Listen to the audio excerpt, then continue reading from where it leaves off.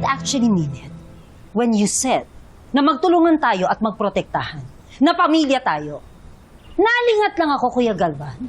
You already threw me under the bus. Look who's talking. Di ba ganyan din ang ginawa mo sa akin? Nilaglag mo ko kay Sergeant Tupas. Ang sinabi ko lang kay Sergeant Tupas na maliban sa akin, ikaw lang ang may alam ng secret room sa basement. Which implied na ako nagdakaw ng isa sa mga gas mask na nandun. Hindi ba panlalaglag ang tawag mo doon? Pero hindi kagaya ng ginawa mo. Ha? You told Sergeant Reales na may motibo kung patayin si Francis dahil sa away namin ni Sam. Tama na. Madam, sir, bakit kayo nagtuturoan? Kanino ba nanggaling yung mga binibintang nyong yan sa isa't isa?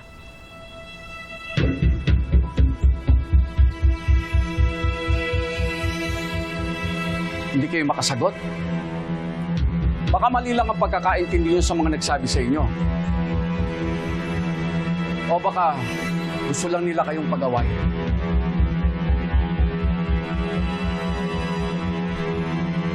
Sandali, baka mag-away pa kayo niyan eh. Tigilan niyo na yan. George, huwag mo nang sisihin si Tita Ruth. Baka kung saan pa mapunta yan eh. Oo nga. Magkakampi naman tayo eh. Mabuti nga ako nagvo-volunteer para tumulong. Hindi tulad nitong si Mercy. Mercy, tigilan mo na yung kakamukmuk mo. Kailangan tayo ng mga anak natin. Tulungan natin sila. Hayaan niyo po muna si Tita Mercy. Alam mo, lumalayo na tayo sa usapan. Pwede ba mag-focus muna tayo?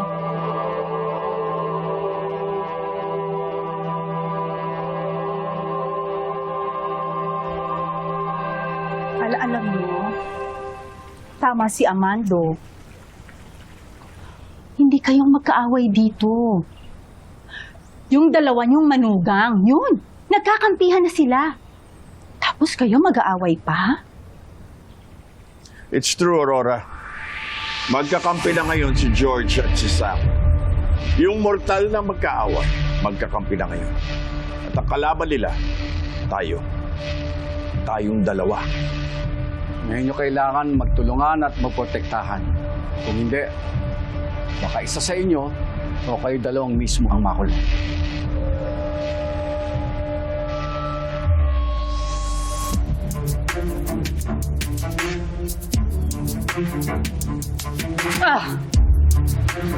I hate to admit it.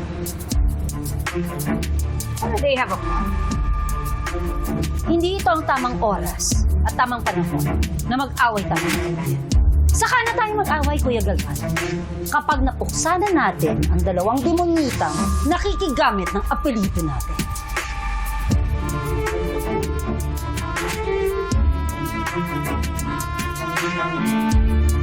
All right, Aurora. From now on, let's work together. For real. Magkampihan tayo. I will not allow those two witches na matalo tayo. Kuya Galvan.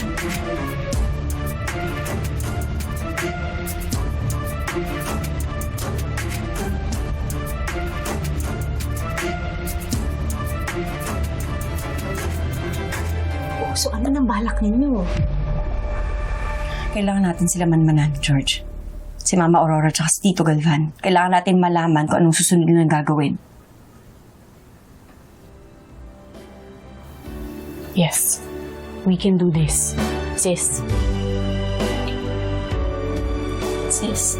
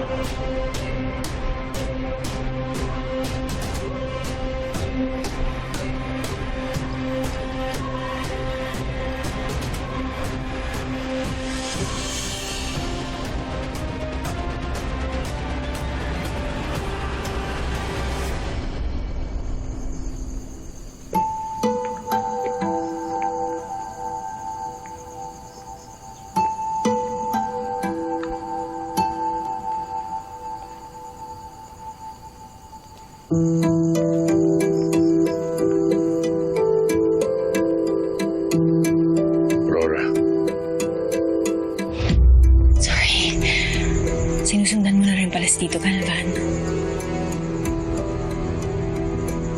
I'm happy that we're working together. Ako din. Narinan ko rin si Mama Aurora eh. May lakad daw siya. Ayun si Tito Aurora.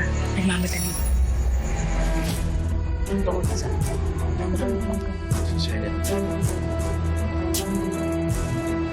Si Tito Galvan yung kamit niya. Pero bakit dyan sila nag-uusap? Sobrang seryoso yung pinag-uusapan nila.